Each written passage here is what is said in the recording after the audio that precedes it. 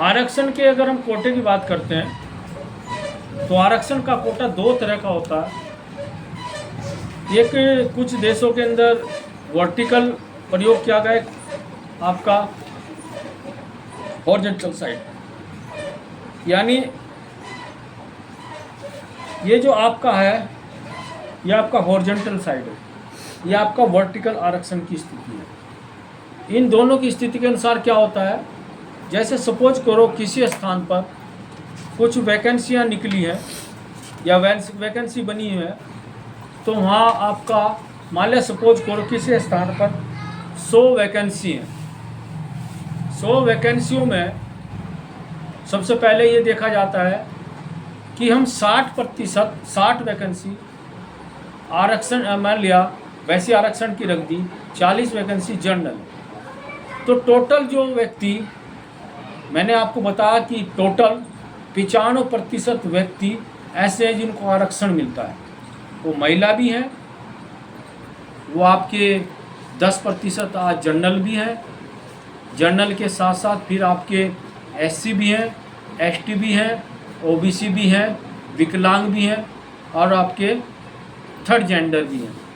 इन सब को मिलाकर 95% बैठता है, यानी जो 95% लोगों को आरक्षण मिलता है। अब जिस टाइम कोई पेपर होगा तो उस टाइम पर जो हॉरिजॉन्टल साइड या वर्टिकल साइड जो आपका परंपरा, उसमें क्या है कि जो टोटल आपका सीटें होंगी उसमें जो बच्चे चाहे वो किसी भी श्रेणी के हैं, OBC हैं या आपका SC हैं, ST हैं, विकलांग हैं या महिलाएं हैं, वो जनरल सीटों के अंदर जो भी आपका उनमें से 40 बच्चे सामने आएंगे, वो बच्चे सबसे पहले अलग कर दिए जाएंगे। सपोज करो, मान लिया जनरल के अंदर 5 बच्चे SC आ गए, 2 महिलाएं आ गई, 1 विकलांग आ गया, 10 बच्चे OBC आ गए, तो जो ये जनरल के अंदर टेस्ट पास कर आए हैं, तो शेष जो सीटें हैं वो उसमें ये बच्चे नहीं आने चाहिए। ये आपका वर्टिकल आरक्षण है, क्योंकि ये बच्चे मेरिट के द्वारा आए हैं, यानी ये बच्चे आपके जो जनरल कैटेगरी थी उसको टॉप कर आए हैं। तो उसमें क्या होगा, उसमें फिर आपका अगर मान लिया जनरल के साथ साथ OBC 27% है, 10 बच्चे जनरल में चले गए, तो फिर जो अगले 27 सीटें मिलेंगी वो आपके उन बच्चों को मिलेंगी जो अगले कमज़ोर हैं। इसी तरह से SC के अंदर, इसी तरह ST के अंदर, इसी तरह महिलाओं के अंदर, इसे विकलांगों के अंदर होगा।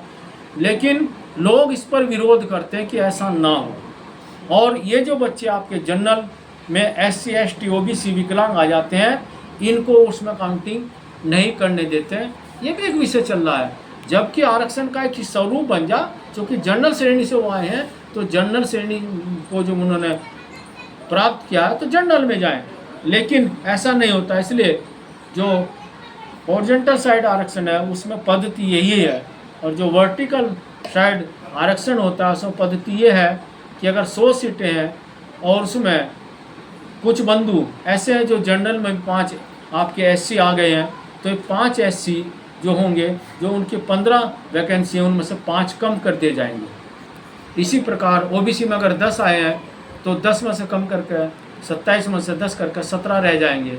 महिलाओं में से अगर 3 आई हैं, 10 में से कम करके वो आपकी 7 रह जाएंगी। जनरल में जो आरक्षण द्वारा 10 है, 10 में तो कम कर दिए जाएंगे, परंपरा बनी हुई है।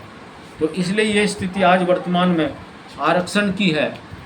और दूसरी बात ये है कि जो आरक्षण की स्थिति जिस प्रकार की चर्चा करते हैं, कुछ जगह ऐसा है जहाँ हमारे देश के अंदर आरक्षण की स्थिति नहीं है, क्योंकि जितने भी आपके सुप्रीम कोर्ट के जज बनते हैं तो बाप के बाद बेटा बनता है, फिर उसका बेटा बनता है, यही आपस में परंपरा चलती है।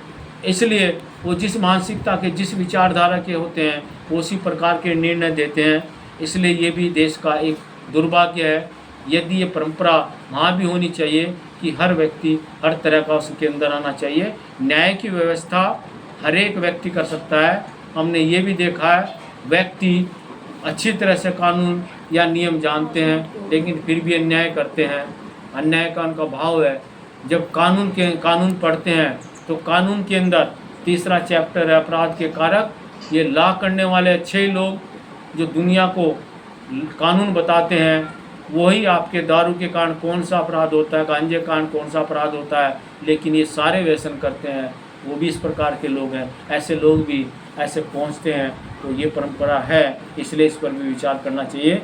इसलिए आरक्षण किसी की धरोहर नहीं है, किसी की बबूती नहीं है, ये कल्याणकारी योजना है, सबको समानता में लाने की योजना है।